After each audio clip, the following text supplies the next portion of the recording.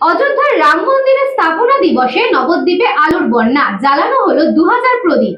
অযোধ্যায় শ্রী রামলালার জন্মস্থানে নির্মিত রাম মন্দিরে তৃতীয় বর্ষের স্থাপনা দিবস উপলক্ষে নবদ্বীপে এক বিশেষ ধর্মীয় আধ্যাত্মিক কর্মসূচির আয়োজন করা হয় বিজেপির উদ্যোগে।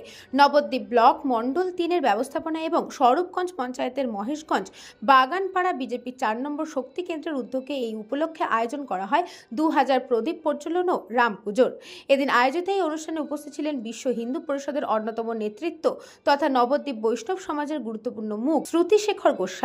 তিনি বলেন, আজকের দিনটি অত্যন্ত গুরুত্বপূর্ণ, কারণ এই দিনেই অযোধ্যায় রামলালা রাম মন্দির প্রতিষ্ঠিত হয়েছিল। প্রভু রামচন্দ্রকে আমরা পুরুষোত্তম হিসেবে মানি এবং তার জীবনাদর্শ থেকে আমরা নৈতিকতা, কর্তব্য, সত্যের শিক্ষা গ্রহণ করতে পারি।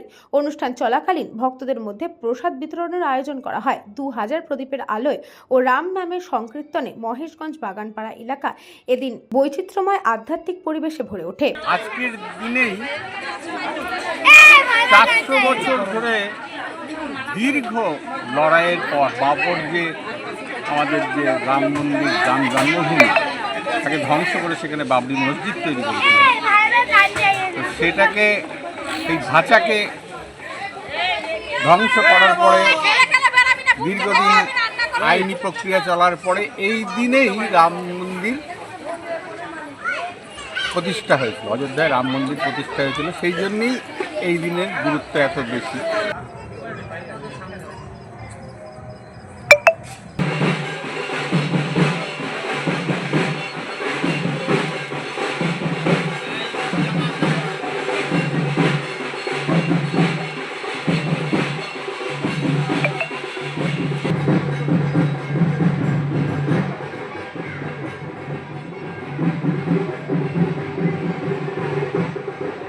নদিয়া থেকে গোপাল বিশ্বাসের রিপোর্ট, নিউজ বঙ্গ time. St. Augustine's Day School, Barrackpur.